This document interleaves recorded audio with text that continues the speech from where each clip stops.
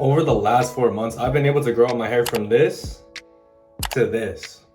Obviously, my hair is very long right now, so I feel like I'm qualified to teach you guys how to grow out your hair as fast as possible. First of all, you need to get yourself a good haircut. This is the most important thing, and it's basically gonna set you up for success for your hair growth journey. If you get yourself a terrible haircut, it's gonna grow out terribly, and you're gonna have a miserable experience. That's what happened to me, and that's why when I grew out my hair the first time, it was clapped. There was absolutely no layers. It was super uneven on the sides and the back, and it just did not look good. But now that I've grown out my hair recently, it's much more connected, and there's a lot of more flow and connection throughout the hair, and that's why my hair has that flow and that shape to it. Really, the haircut that you start out with, it's really just up to you. You can start off with a buzz cut, but I really wouldn't recommend that, and it's not that necessary. I would only recommend a buzz cut if your hair is completely damaged everywhere. But if your hair isn't really damaged, I would recommend go to a salon, don't go to a barbershop. Really, the main difference between a salon versus a barbershop is that a salon is going to be much better with longer hair and also with their scissors. When it comes to a barbershop, they're going to be much better at giving fades, tapers, and more of those trendy haircuts.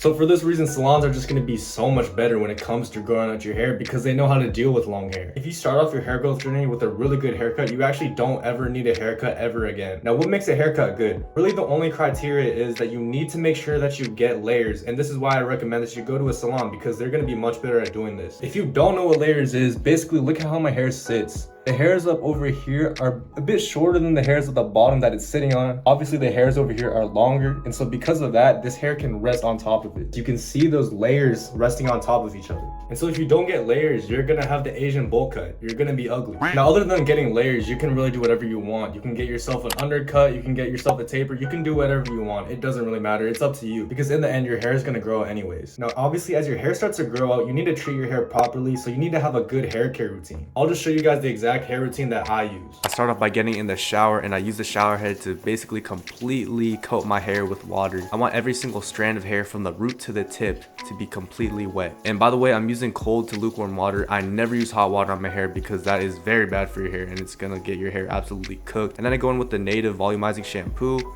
I use one pump and then I rub my hands to emulsify it. This will allow me to get an even spread throughout my scalp, and that's what you want to use shampoo for. You don't want to use shampoo on the ends of your hair. You mostly want to get it in the roots and the scalp of your head. When it comes to shampooing, I shampoo very infrequently. I only shampoo maybe once a week or maybe even once every other week. I don't like to shampoo too often because it makes my hair extremely flat and I lose all my volume and flow if I use shampoo way too often. Once the shampoo's all in there, I get my shower head and I use the cold to lukewarm water once again just to get everything out.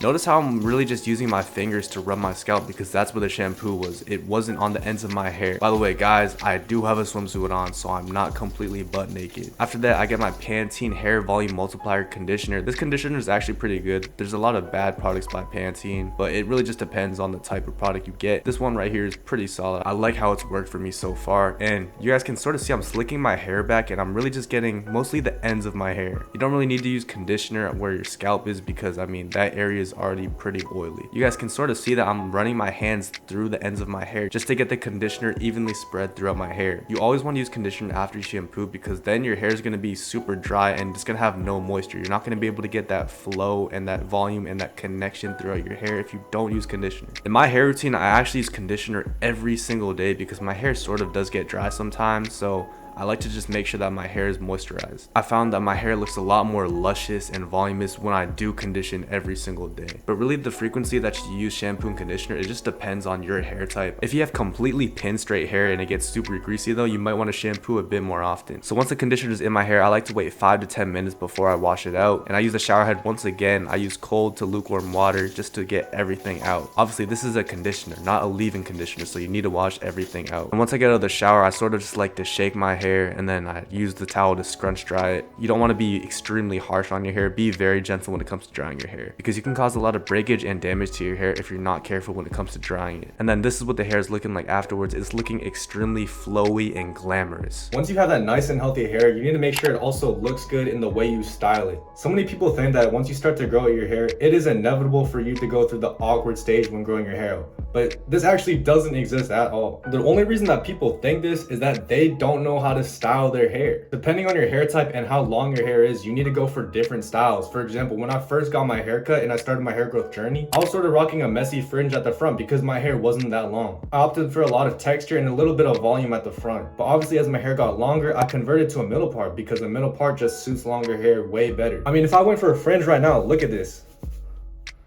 I would just look super goofy. It would be really messy and unprofessional. Like I would literally look like an ice cream cone. So when your hair is pretty short and you're first starting your hair growth journey, go for something like a messy fringe. Have fun with it. Try different hairstyles. Do a lot of experimenting and see what suits you the best. And then once your hair starts to grow out, you can go for different hairstyles. And don't try to force a hairstyle on yourself. Like for me, I'm not gonna try and do a textured fringe because my hair is just way too long. It's the equivalent of forcing Messi to play goalkeeper when he's a forward. Obviously he's not gonna perform his best because he's not meant to play as goalkeeper. In the same way, if your hair is just not going to allow you to do a hairstyle, then just don't do it. You're not going to look good with it. Now, as your hair gets pretty long like mine, you might think that you need a maintenance cut, but maintenance cuts are overrated. You don't need them. We're trying to grow our hair as fast as possible, and that means any sort of maintenance cut is just going to slow our progress down. This was a mistake that I sort of made. I got really annoyed with the sides, and so I got a taper on the sides while doing my hair growth journey, and this slowed my progress down because now my sides are much shorter than the rest of my hair. Now, some people do like getting fades and tapers on the sides as their maintenance cuts, but I don't think that you should do that when you're starting to grow your hair out. I think that fades and tapers look cool with shorter hair, but if you have long hair, it just looks really goofy and unprofessional. I mean, if you go on the internet and look at the top models that have long hair, none of them have fades or tapers on the sides. They all have their sides grown out, and this is for a good reason because longer hair on the sides is much more of a timeless look and it will never get old. But when it comes to fades and tapers, this is much more of a trendy cut, so you're basically just copying everyone else. If you want to look like everyone else, go ahead. So even though you might feel musty for a little bit, just keep on growing those sides out. It's going to look better in the long run. Because once you grow those sides out and they get pretty long, you're going to be able to slick the side hairs back, and it's going to sort of connect with the top and the back of your hair, and there's going to be a lot more connection and flow. Now, maybe if you get annoyed that your hair sits on top of your ears or it's all up on your neck, sure, you can go for a maintenance cut, but at that point, why are you even growing your hair out? Because it's inevitable for your hair to reach your ears and your neck. That's just what comes with it. You're really just not going to need a maintenance cut if you get a really good haircut at first by having those layers, because it's just going to grow and marinate more and more as your hair starts to grow out. As long as you know how to style your hair, you're not going to need to go back to the salon or barbershop. So yeah, that's really just it. Growing your hair out is pretty simple. If you need more advice, DM me on Instagram at choice.yt.